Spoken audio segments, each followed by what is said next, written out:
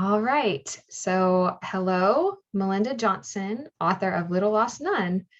It's nice to have you with us today. I'm Catherine Reetzke from Park Inn Books, and today we're going to be talking about her most recent children's book. Melinda is author of many children's books. And so today we're going to start out by talking about Little Lost Nun, recently put out by Park Inn Books. And so welcome, Melinda. It's so nice to have you today. Thank you. It's good to be here. And so we're going to start out by talking a little bit of what kind of inspired you to write this story and kind of how the idea came about for you. So many years ago, I was an English major in college and then in graduate school. And I had a professor in college who, Dr. Givens was his name, and he taught romantic literature, not like, bodice rippers, but like romantic literature, like from the Romantic period. And I remember him telling us that people mistakenly think that tragedy is when you have the good guy and a bad guy and the bad guy wins. And he said, that's not good, but that's not the essence of tragedy. He said, real tragedy is when you have two good guys, two protagonists who are just inherently opposed.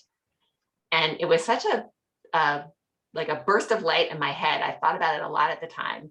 And it just lingered with me in my life. And I started seeing examples of it, maybe in family situations or with friends where I would see like two people. I'm like, but they're both good people. And for whatever reason, their background is different or their approach is different and they're just at loggerheads. And it is tragic. It's tragic when you have like everything that is present is good and there's still that pain and tension. So life goes on. And at some point I decided I'm going to try to write a story with two protagonists. Like two actual protagonists, two people that you are actually rooting for both of them, but that they're just inherently opposed. And this actually happened right around, I was trying to remember this morning whether it happened before or after I was invited to speak at a women's retreat in Tacoma, Washington. And this is probably like a decade ago. So I wrote this short story. It was originally a short story about Tabitha and Nina, these two little girls who are both protagonists. And they had a very difficult day at a monastery because of their inherent opposition. And then in the short story, there was a much shorter, resolution to the situation, sort of came to an ending. But this story kind of lingered with me. So I shared it at the women's retreat, and that was really good. It's good to hear your own words in real life, and to watch actual people interacting with them. And between then and now, it kind of just lingered on.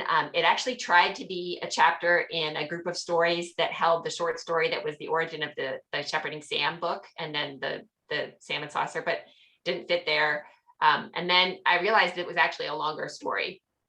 So I wrote it as a longer story, and then I rewrote it as a longer story, and I carried it around, and I tried it with a publisher or two, and it wasn't a simple enough thing. It didn't fit neatly into a box. So for a while, I just thought, well, it's just one of those things. This is a story that, meant something to me, but not every story that you write as a writer gets published. And then I happened to be browsing around and I saw Park Inn Books, and they had a list on their submission page, which I did look at. I have to admit, I'm a writer, it's compulsive. And I was just reading along like the wish list. And I thought, oh my goodness, I think Little Lost Nun would fit here. So I dug it back out of my files and sent it to Summer, and it was amazing. My whole experience with that publication was just a holy thing. It was just beautiful. There were so many things that would just touch my heart, and lovely things that have come out of it. But it all came from that idea of trying to find a way to write where both sides are good people. Thank you. I had a similar experience with Summer when I went through the process of publishing God's Saintly Friends. And so I think there is something about Park Inn Books that cultivates this community of faith and support for writers. So I want to pause for just a moment, because as a writer, I had the opportunity to read your book before it was even sent to the printer, and then write my own author's review. That's also on the back of your book.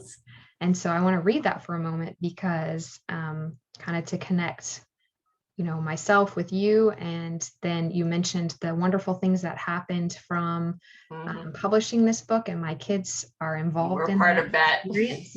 And so I want to talk about that a little bit after I read this quote. So I wrote, Melinda Johnson's Little Lost Nun gives children a glimpse into the kingdom of heaven on earth, seeing each other as worthy of grace and the resurrecting power of love. It also provides an excellent avenue for conversations with your children about Orthodox monasticism. And as a mother of 4 little ones, it was very welcoming to see a book not only where the characters attended services, but had interactions with Orthodox monastics. And so that was a really nice introduction to my kids for that in the faith. Would you like to talk a little bit about the Little Lost Nun that you have?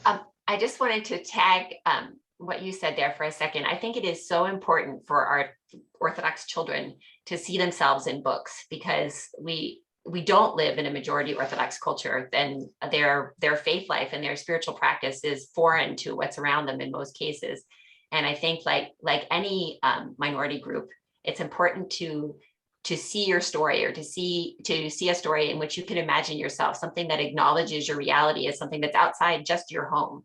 I think when you start out in the world as a child, you have a tiny little world, right? It's a womb, and then it's a room, and then it's a house, and it gets bigger and bigger. And I just think it's important whenever it's possible. I think it's important for our kids to see what we're teaching them reflected in what's outside them. So I wanted to take a second and share. I actually, as I was getting ready to announce that this book had been contracted, I drew myself a tiny little nun. There she is. So sweet. I'm not terribly artistic, but I'm very fond of her. And I have a friend, Christina Wenger. Every time I make a book, she makes a little thing to go with it. So when I wrote Piggy in Heaven, she made me a little stuffed piggy. And she and Sarah Gingrich sent it to me in a box, and it had, like snuff and squeak, like it had air holes drawn on it and little piggy noise. It was wonderful. And then when I did Saint Aya Rides a Leaf, she made me a little tiny Saint Aya and a leaf. And so she's just very gifted that way. And I don't know if you can see all the detail of this, but she made a little home for my nun. It's in a shoebox. Yes, lovely. She's got icons and a bed and a dresser and a prayer book. Yep, and a little prayer rope on her bed. I don't know if you can see that. Yes.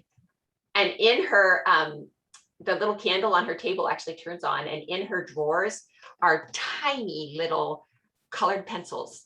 There's a regular pencil. I think they must have been made out of toothpicks. A whole set of little colored pencils. The love and the detail that went into this are amazing. One of the things I think that I love about what you said on the back of the book is that it gives children a glimpse of the kingdom of heaven. And I have actually felt so many glimpses just watching little children interact with this book, like your little children, for example. Summer, when the book was coming out, when it was available for pre-order, the summer before, she invited people to make their own little nuns, like this, or if you want to make it out of a clothespin or a piece of cardboard or a packing peanut, like the little girl in the book does, you can, and then to send us pictures of the places that their nuns went. And your children did, and there were some other children. I saw pictures of little nuns at church, in the garden, having snacks. Nuns having snacks. They get hungry too. You have to have snacks. You have to have, even in the monastery, I'm sure they have snacks. And the thing that, it just squeezed my heart. Like I could almost not cope with how strongly I felt about all of these children interacting with this story. And there were so many things about it. One, that they were just so accepting of it. Like as adults, we might look at it and we see the complexities of some of the themes. One of the children comes from a very difficult background. And as an adult, you probably are aware of all the layers that are happening there. A child may or may not be, but their ability to just grasp the basics of a person who's happy and a person who's sad and needs comforting, and also their sense of holy things. I think we underestimate that all the time. I think children have a very powerful sense of the sacred, and it just needs, it's there whether we did anything about it or not, and it needs our love and our watering. So I loved seeing them a couple of children made a little church out of a cardboard box, and they found some icons off a calendar or something and stuck it in there. And their mama saw them, sort of around the corner, and they were praying. They decided that making the little box church was a holy thing, and you should say prayers before you do something holy. Like, I don't take any credit for that. Like, that was already in that little girl's heart. Right. So the story gives her an opportunity to explore that, or to be creative with it. But that's from God. It's my favorite thing about writing for children is every now and again, you get one of those little glimpses. You get to be present for that. And I just think that's precious. Yes. And I know that as a parent, I appreciated kind of that interactive opportunity of, okay, let's make little nuns, and what is your little nun going to do? And, what do nuns do? Let's talk about that. Do they pray? Do they sing? Oh, they go out in the garden. And so I really appreciated that part of the book. In fact, my Chloe, who's 6, she still has her little nun under her pillow.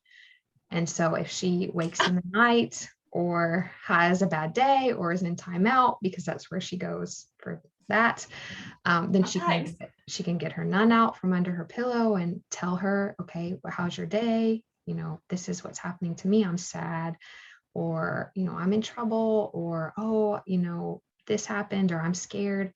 And so it's really kind of been a tool, at least for my family, to kind of increase spirituality, increase that interaction with the faith, that I think is, like you said, so important for children, especially to experience that, not just at church, but in the home as well. And in life.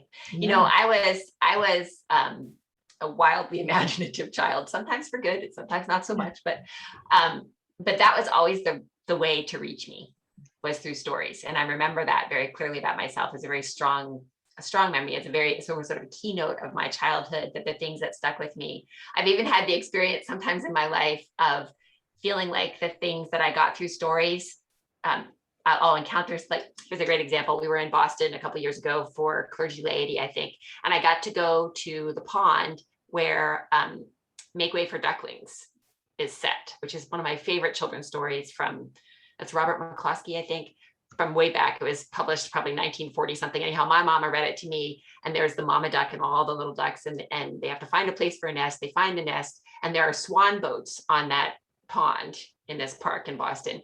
So we were in Boston for the conference, and the thing I wanted to do most, I know, our founding fathers in American history. Nope. I want to see the ducks, because there are statues. There's a statue along the side of the pond of Mama Duck and all of, Mrs. Mallard and all the little duckies behind her. And it was the most amazing thing, because usually, all of those stories, they remain in your mind, right? But the things that let you bring all those happy imaginative memories out into the world around you, the visible world, there's just something about that is so joyful. So I took pictures of all of the little ducks, but it's silly to compare a nun and a duck, but I feel like it's the same thing. Like, a child encounters their spirituality, I think, in the same way. Or even icons.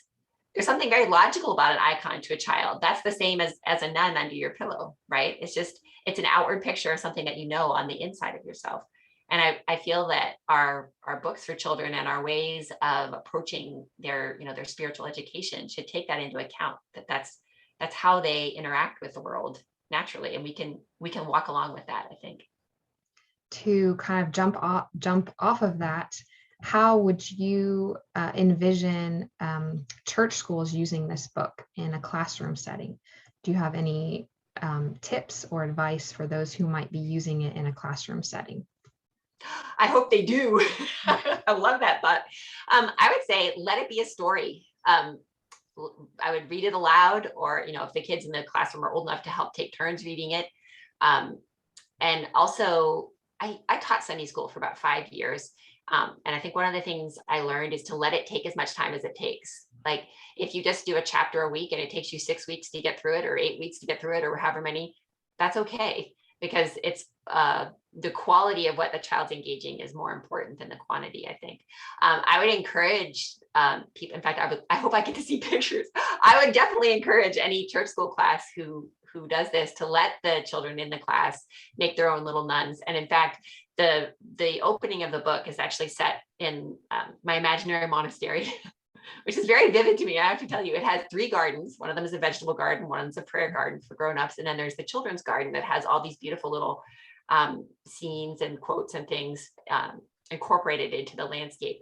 And if it's a possibility, even if you just do it in like a shoebox lid, to encourage the children to make their own, little prayer garden or a little garden for their nun, to make a little nun in a garden, something that makes it, tactile and tangible and encourages them to spend time with their imagination and their inner sense of the story and work out what it actually what did it look like if you were going to map it or if you're going to make a thing. And I would also definitely encourage church school to wrestle with the problem of good people going through hard things, which is central to the story because it's part of human life. And I think evil things gain power when we avoid them, when we, not in the sense of, you're supposed to shun evil, but if you struggle really hard to avoid confronting a hard thing, it gets more and more power, the way if an evil thing is made secret, it gets more power. And I think if we just start out with understanding that suffering is part of life and sad things happen, not because you're a failure as a human being, but because it's just part of our human journey, to be able to just spend time with that, in a child's terms. So here's, there's a character in the book who's really sad. Why is she sad? Why is her family the way that it is? Why are things so hard for her? It's something that, other characters in the book are also confronting, but it's a human question because we all know people. In fact, we've all been people who were sad, who had a hard time where something didn't turn out the way it should have. And it's true, it really shouldn't have been that way, but it was. So then what do you do? I think it's important that the church is the place where you do have those conversations so that when our children get older and are struggling on their own, they see the church as the answer to the problem, or at least comfort for the journey, rather than as something that you can't go near unless you have it all together. I feel like there are parts in your book too that really touch on Christian hospitality, especially surrounding the figure of the Gerontissa, the main abbess. I feel that she just exudes that feeling of comfort and home and hospitality, and whoever enters these doors is welcome. And so how are you thinking about hospitality in the faith, or how did you weave that into your story with the Gerontissa? Because I want to talk about her. I wish I was like her. Maybe someday when I'm an old lady, I might have time to get that good. But yeah, I'm very fond of her as a character. I think that part of her strength is that she never takes her eye off the essentials, right? Like she's not worrying about whether she ironed her habit and whether the meal is laid out nicely and whether everybody's using their good manners and their indoor voices. Like she never ever lets go, even from for any reason, even in the middle of trauma, in the middle of sadness, she still has her eye on the most important thing, her eye on Christ, basically, and on trying to see Christ in the people around her and to represent Christ to them in whatever way that she's able. Right at the beginning of the story, there's a scene where she comes to the little children's garden by herself, and she goes to there's a boulder that's been painted to look like a mountain, and there's a little church on the top of it, and these little wooden peg doll nuns marching up. And she stands there, says a little morning prayer. And then in her mind, or in her heart's eye, she sees the procession continuing from, there's the last little nun on the mountain, but behind that nun, she sees all the children who have come to visit the monastery as also part of that procession, moving up the little holy mountain, up to the doors of the church, just like the nuns. And she prays for them and blesses them.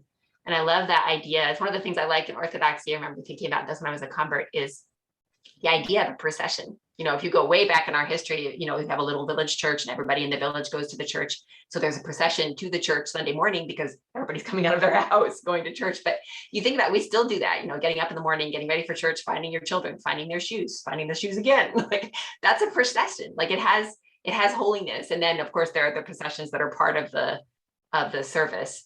But the idea of, what is a procession, right? It's where you're removing yourself from the rest of your life and, putting yourself in an order of a kind, right? In an intention and trying to move toward God. And I think that where hospitality becomes stressful for me, certainly, but I think for a lot of people, is when we mistake the trappings of it, the exterior part of it, for the thing itself. So I think that's what I was trying to get, that there are all kinds of contrasts in the book, between Nina's clothes and Tabitha's clothes, and Nina's mother and Tabitha's mother, and all of these. But the Urantia in my mind was this figure who just holds on all the way through to the thing itself. Yes, I appreciated that character, and how you explained that.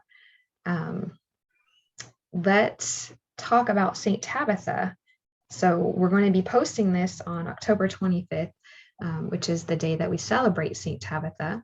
And so I want you to talk a little bit about, why Saint Tabitha, and I'm going to screen share the icon of Saint Tabitha that was used kind of in your mind in the book, and then is also part of the package when you order Little Lost Nun from Park and Books that you receive.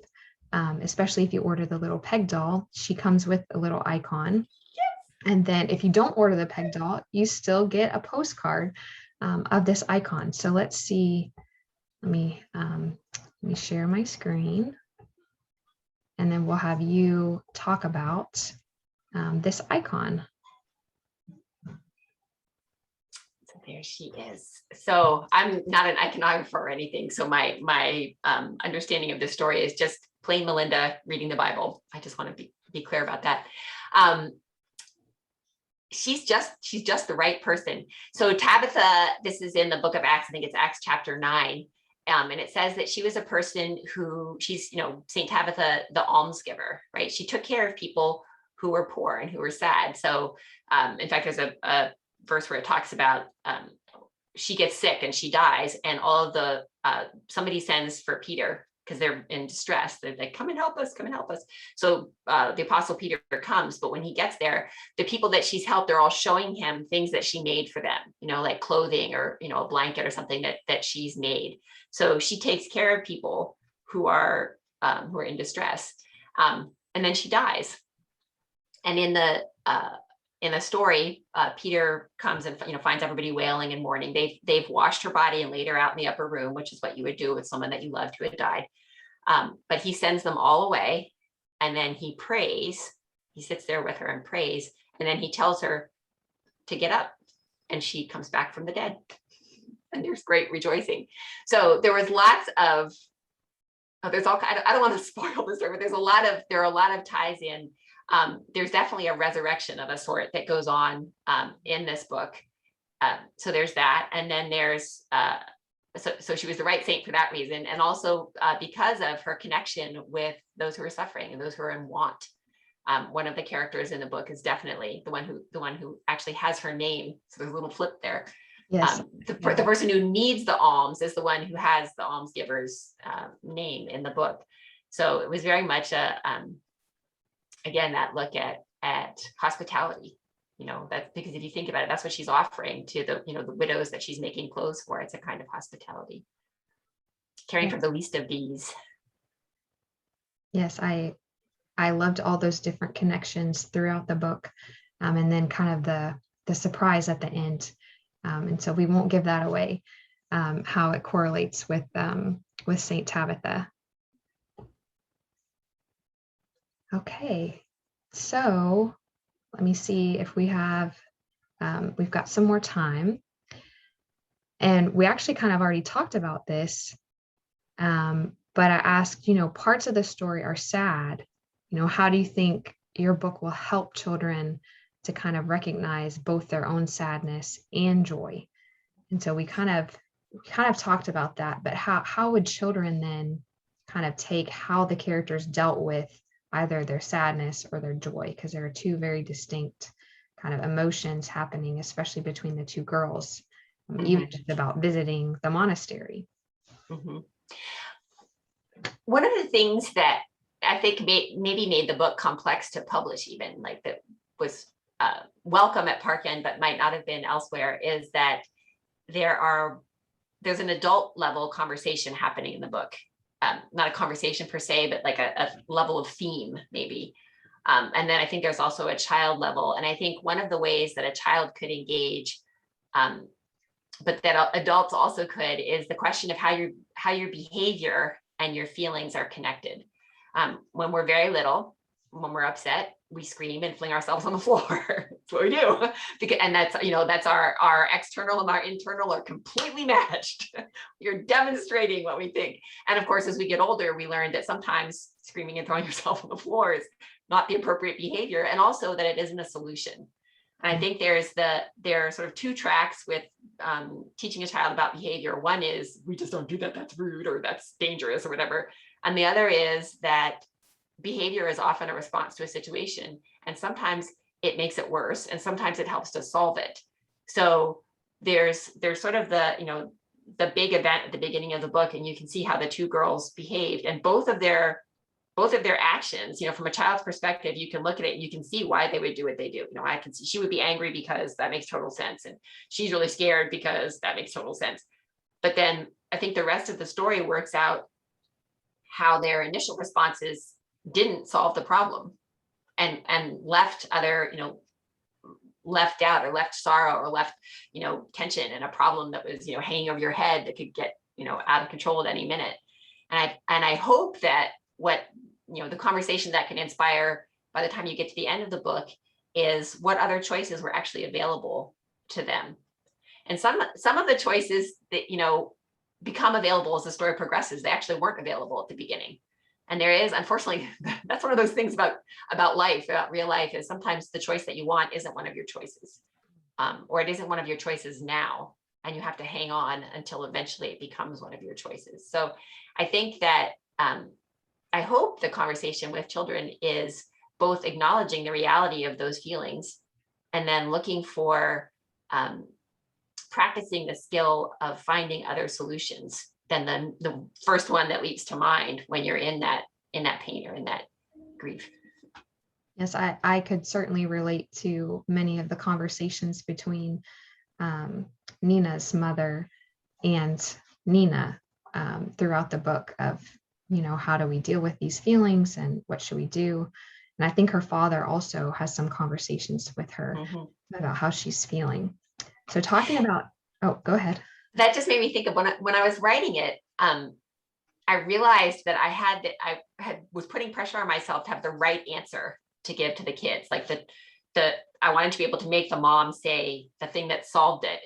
And as I was trying to stay in the story as I'm writing it, I realized that the mom doesn't have the answer, not because I'm not a good enough writer or I don't have enough imagination, because the answer is not actually there yet.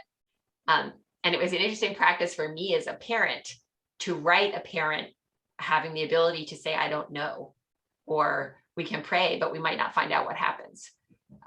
Because I think as parents, we want to have the final answer, the complete solution, solved it all. Nobody has any more questions. We can go to bed or have dinner, or whatever it is we're going to do. And that's actually a lot of parenting is not cut and dried like that.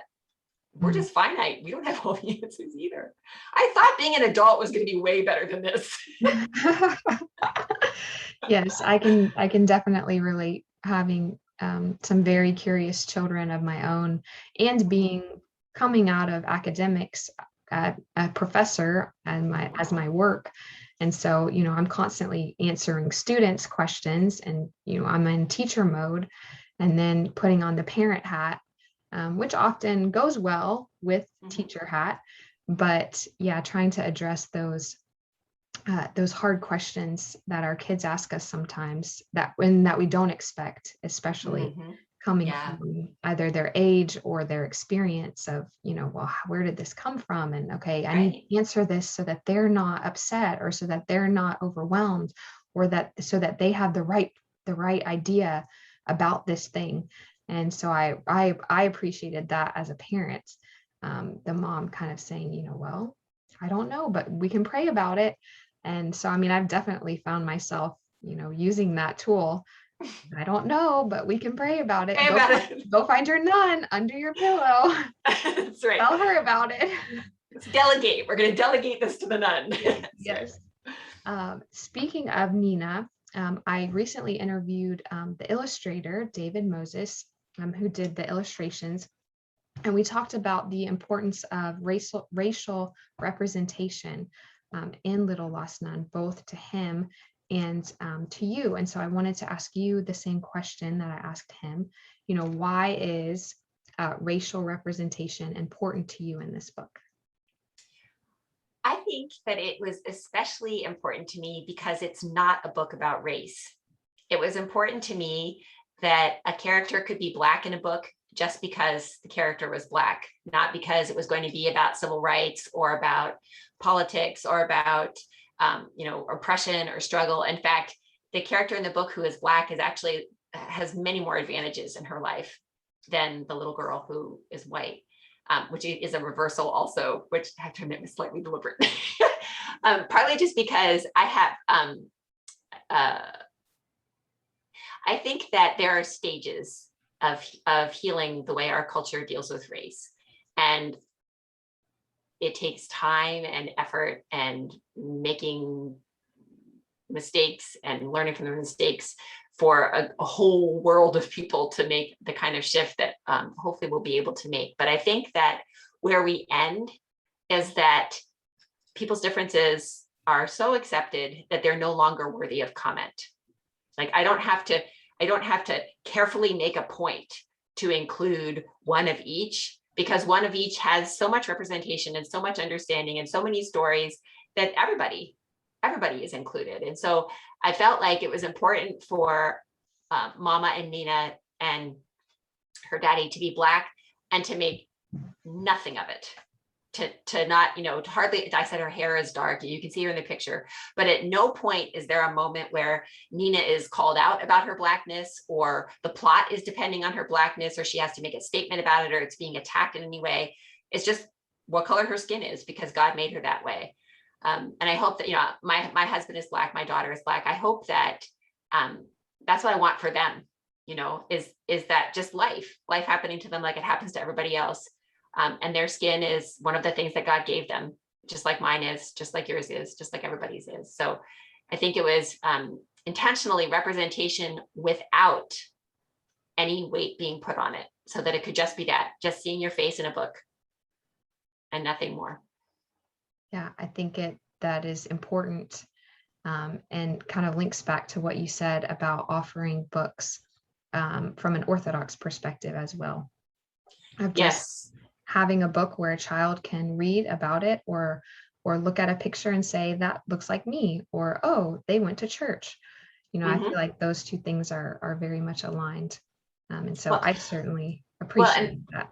Oh, thank you. Especially in the United States, perhaps. But, if we want Orthodoxy to grow, it has to grow beyond individual ethnic groups.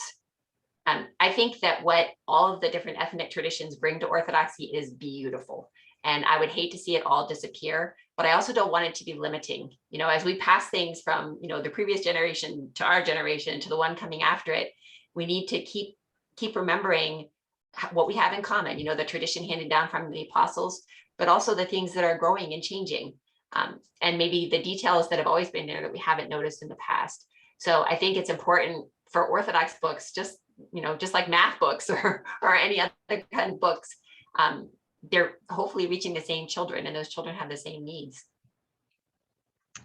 I feel like Summer has been intentional in that with founding Park Yes. and Books, and that is helping to fill a space, even in the Orthodox kind of genre, to increase recognition and representation, both for racial and disability and all of that together, so that children do see themselves in the books, and adults that we're publishing.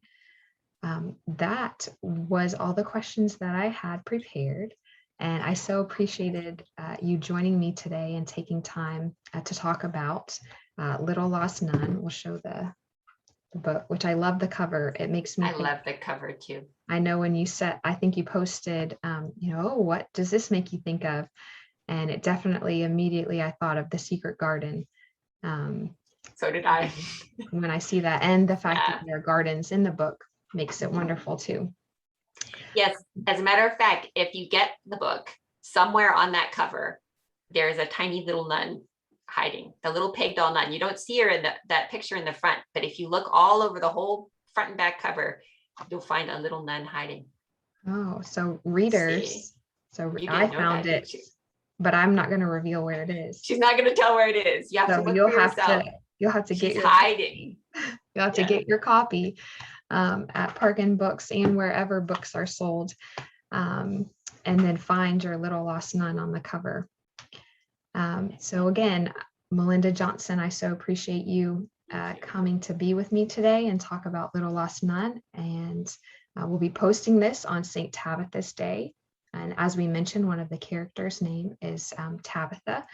And so we hope that you will watch this, and you can certainly comment with any questions on the post, and we will get those to Melinda if you have questions to ask of her. So again, Melinda, thank you for joining me today. It was certainly a pleasure. Thank you for having me. I really enjoyed our conversation.